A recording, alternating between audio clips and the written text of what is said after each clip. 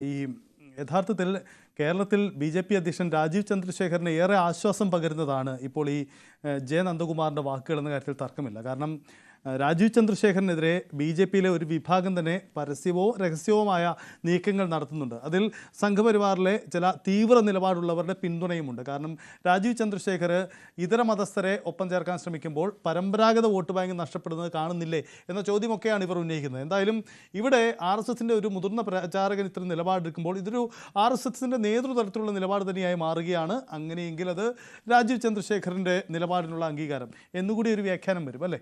ശരിയാണ്. ആർ.എസ്.എസിൻ്റെ നിലപാട് എന്ന് പറഞ്ഞാൽ അങ്ങനെ തന്നെയാണ്. ആർ.എസ്.എസ് അങ്ങനെ വെറുതെ നിലപാട് പറയുന്ന സംഘടനയല്ല. അത് ആലോചിച്ചുറച്ച് മാത്രമേ ഇത്തരത്തിലുള്ള നിലപാട് പരസ്യമായിട്ട്, അത് വളരെ അപൂർവമായിട്ട് മാത്രമേ ഇത്തരം നിലപാടുകൾ പരസ്യമായിട്ട് പറയാറുള്ളൂ. അത് ഇപ്പോൾ മുതിർന്ന പ്രചാരകനായ ജയ നന്ദകുമാർ പറഞ്ഞപ്പോൾ അത് ആർ.എസ്.എസിൻ്റെ ഔദ്യോഗിക നിലപാട് തന്നെയാണ്. പക്ഷേ അവിടെ മറ്റൊരു പ്രശ്നം കൂടിയുണ്ട്.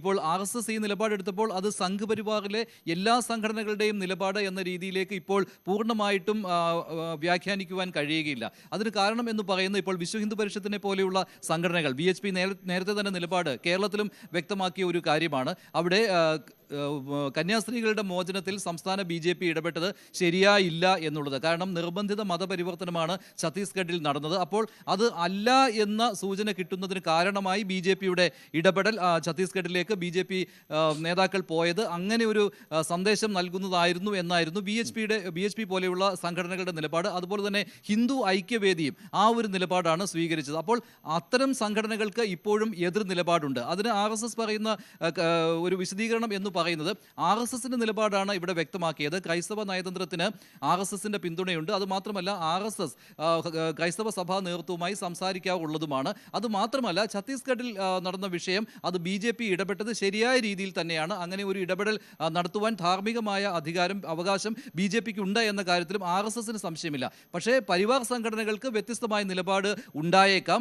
അത് അങ്ങനെ വരികയും ചെയ്യും. പല വിഷയങ്ങളിലും അങ്ങനെ തന്നെയാണ്. RSSന്റെ അതേ നിലപാട് തന്നെ വേണം സംഘപരിവാറിലെ മറ്റ് സംഘടനകൾക്കും എന്ന് വാശി പിടിക്കുന്നത് ശരിയല്ല. അങ്ങനെയാണെങ്കിൽ എല്ലാ പരിവാർ സംഘടനകളെയും RSS എന്ന് വിളിച്ചാൽ മതിയല്ലോ എന്നൊരു വിശദീകരണമാണ് നേരത്തെ EN നന്ദകുമാർ പറഞ്ഞപ്പോൾ അക്കാര്യം എടുത്തു പറയുകയുണ്ടായി. അതായത് ഈ ക്രൈസ്തവ നയതന്ത്രത്തിന് RSS ഇങ്ങനെ പിന്തുണ നൽകുമ്പോൾ BJPക്ക് അത് സംഘ് പരിവാറിൻ്റെ മുഴുവൻ പിന്തുണ എന്ന രീതിയിൽ വ്യാഖ്യാനിക്കാൻ കഴിയുകയില്ല. സംഘ് പരിവാറിൽ തന്നെ ഇക്കാര്യത്തിൽ വ്യത്യസ്ത നിലപാടുകളുണ്ട്.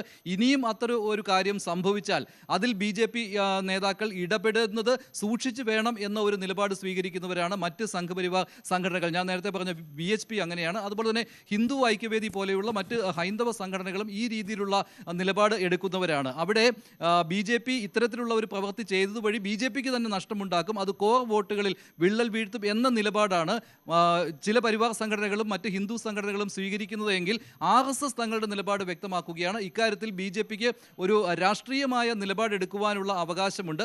ആ നിലപാട് പാർട്ടിക്ക് ഗുണകരമായ രീതിയിൽ BJP എടുത്തോട്ടെ, അതിനെ RSS എതിർക്കുകയില്ല. അതുമാത്രമല്ല ക്രൈസ്തവ സഭകളുമായി മാത്രമല്ല ഇപ്പോൾ മുസ്ലിം സംഘടനകളുമായിട്ട് പോലും ചർച്ചകൾ നടത്താൻ RSS തയ്യാറാണ്. അങ്ങനെ നേരത്തെയും തയ്യാറായിട്ടുള്ളതാണ്. പക്ഷേ ചില കാരണങ്ങൾ കൊണ്ട് നേരത്തെ അദ്ദേഹം സൂചിപ്പിക്കുകയുണ്ടായി, പാലക്കാട് അങ്ങനെ ഒരു ചർച്ച നടത്താൻ ഇരുന്നതാണ്, അവിടെ തീയതിയും നിശ്ചയിച്ചതാണ്. പക്ഷേ പിന്നീട് എന്തോ ഒരു കാരണം കൊണ്ട് അവസാന നിമിഷം ആ ചർച്ച വേണ്ടെന്ന് വെക്കുകയായിരുന്നു. അതിന് പിന്നിൽ RSSന്റെ നീക്കമല്ല, മറിച്ച് ചർച്ചയ്ക്ക് വരേണ്ടവർ തന്നെ അതിൽ നിന്ന് പിന്മാറുകയായിരുന്നു എന്നുള്ള കാര്യം അദ്ദേഹം വ്യക്തമാക്കുകയും ചെയ്തു. പിന്നെ മറ്റ് രാഷ്ട്രീയ പാർട്ടികൾക്ക് നൽകിയിരിക്കുന്ന സഹായത്തെക്കുറിച്ച് പറഞ്ഞപ്പോൾ NSUവിൻ്റെ ദേശീയ സമ്മേളനത്തിൽ ഇങ്ങനെ RSSന്റെ സഹായം നാഗ്പൂരിൽ കിട്ടിയിട്ടുണ്ട് എന്ന് പറയുമ്പോൾ അന്ന് രമേശ് ചെന്നിത്തലയായിരുന്നു NSUവിൻ്റെ ദേശീയ അധ്യക്ഷൻ. ആ സമയത്താണ് RSS ഇങ്ങനെ സഹായം നൽകിയത് എന്ന് ജയ നന്ദകുമാർ പറയുമ്പോഴും രമേശ് ചെന്നിത്തല നേരിട്ട് സഹായം ആവശ്യപ്പെട്ടു എന്ന കാര്യം അദ്ദേഹം പറയുന്നില്ല. നേരിട്ട് ചെന്നിത്തലയുടെ ഭാഗത്തു നിന്ന് അങ്ങനെ ഒരു സഹായ ആവശ്യം ഉണ്ടായിട്ടില്ല.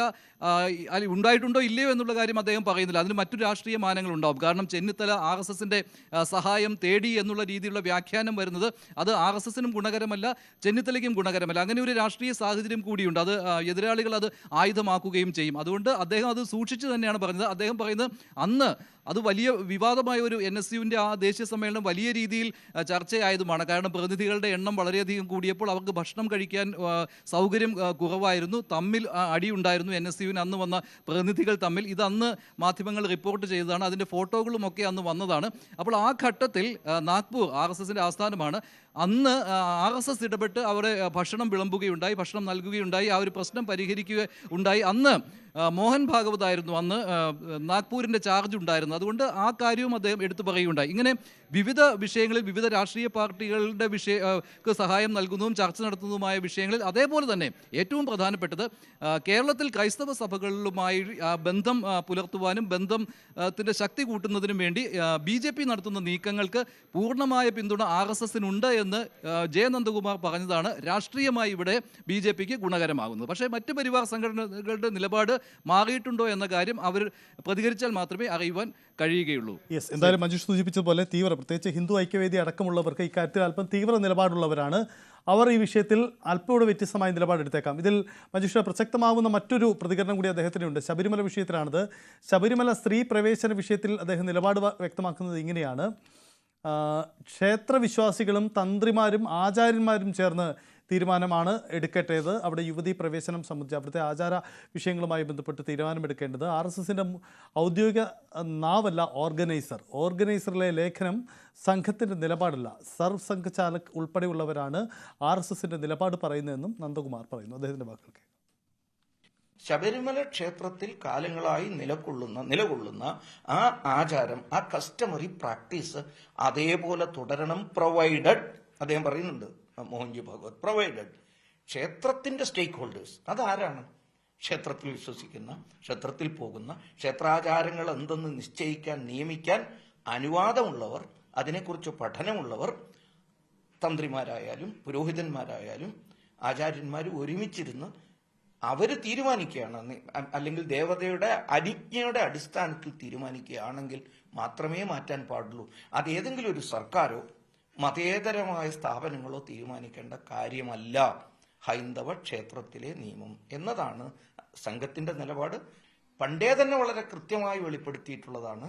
ഓർഗനൈസർ രാഷ്ട്രീയ സ്വയംസേവക സംഘത്തിന്റെ ഒരു ഔദ്യോഗികമായ കാര്യം പറയാനുള്ള ജിഹ്വയല്ല എന്ന് വളരെ കൃത്യമായിട്ട്, it is not an official organ എന്ന് പറഞ്ഞ് വ്യക്തമായി സംഘത്തിന്റെ അഖില ഭാരതീയ പ്രചാർ പ്രമുഖ് ഡോക്ടർ മൻമോഹൻ വൈദ്യ പ്രചാർ പ്രമുഖായിരിക്കുമ്പോൾ വളരെ കൃത്യമായി എക്കാലത്തേക്കുമായിട്ട് ഈ കാര്യം പറഞ്ഞിട്ടുണ്ട്. ശ്രീമാൻ പ്രഫുൽ കേത്കർ, ഇപ്പോഴത്തെ ഓർഗനൈസറിന്റെ എഡിറ്റർ തന്നെ ഈ കാര്യം വ്യക്തമാക്കിയിട്ടുണ്ട്. ഇത് RSSന്റെ ഔദ്യോഗിക ജിഹ്വയല്ല എന്ന്. RSSന്റെ ഔദ്യോഗിക ജിഹ്വ എന്ന് പറയുന്നത് 2-3 പേരാണ്. അത് സർസംഘചാലകാണ്, സർക്കാരിവാഹാണ്, പ്രചാർ പ്രമുഖാണ്. മഞ്ജുഷ്, ഈ ഇദ്ദേഹത്തിൻ്റെ ഈ വാക്കുകളിൽ ഒരു അവ്യക്തതയുടെ പ്രശ്നമുണ്ടോ? കാരണം ശബരിമലയിൽ പ്രായഭേദമന്യേ എല്ലാ സ്ത്രീകൾക്കും പ്രവേശനം നൽകണമെന്നത് RSSൻ്റെ ഔദ്യോഗിക നിലപാടായിട്ടല്ലേ പറഞ്ഞു കേട്ടിരുന്നത്? അതിൽ നിന്ന് വ്യത്യസ്തമാണോ ഇദ്ദേഹം ഇപ്പോൾ പറയുന്നത്? അപ്പോൾ അദ്ദേഹം പറയുന്ന വാക്കുകളിൽ വ്യക്തമാണ്. അദ്ദേഹം പ്രൊവൈഡഡ് എന്നുള്ള ഒരു വാക്ക് ഉപയോഗിക്കുന്നുണ്ട്. അതായത് ശബരിമലയുടെ സ്റ്റേക്ക് ഹോൾഡേഴ്സ് അവരുടെയും അതുപോലെ തന്നെ വിശ്വാസികളുടെയും ആ നിലപാട് എന്ന് പറയുമ്പോൾ അദ്ദേഹം തന്ത്രിമാരുടെ നിലപാടും ഒക്കെയാണ് ഇക്കാര്യത്തിൽ പറയുന്നത്. ഒപ്പം തന്നെ വിശ്വാസികൾ, അയ്യപ്പ വിശ്വാസികളുടെ നിലപാട്, അതിൻ്റെ അടിസ്ഥാനത്തിലാണ് RSS ഒരു നിലപാടെടുക്കുന്നത്. അപ്പോൾ സ്വാഭാവികമായിട്ടും വിശ്വാസികളുടെ നിലപാട് എന്ന് പറയുമ്പോൾ അത് ശബരിമലയിൽ യുവതീ പ്രവേശനം സാധ്യമല്ല എന്നുള്ളതാണ്. അതായത് യുവതികളായ സ്ത്രീകളെ ശബരിമലയിൽ പ്രവേശനം അനുവദിക്കാൻ പാടില്ല. അത് സുപ്രീം കോടതി വിധി അനുസരിച്ചുള്ളതല്ല. സുപ്രീം കോടതി വിധി ഏത് പ്രായത്തിലുള്ള സ്ത്രീകൾക്കും പ്രവേശനം നൽകാം എന്നുള്ളതായിരുന്നു. അതല്ല അയ്യപ്പ വിശ്വാസികളുടെ നിലപാട്. അപ്പോൾ RSS സ്വാഭാവികമായും അതിനൊപ്പം ചേരുന്നു എന്നുള്ളതാണ്. അതുകൊണ്ട് തന്നെയാണ് ശബരിമല കർമ്മസമിതിയുടെ പന്തളത്ത് നടന്ന സമ്മേളനത്തിലൊക്കെ ഇപ്പോൾ RSSന്റെ പിന്തുണ അതിന് കിട്ടുന്നത്. ജയ നന്ദകുമാർ അതിൽ പങ്കെടുക്കുകയും ചെയ്ത ആളാണ്.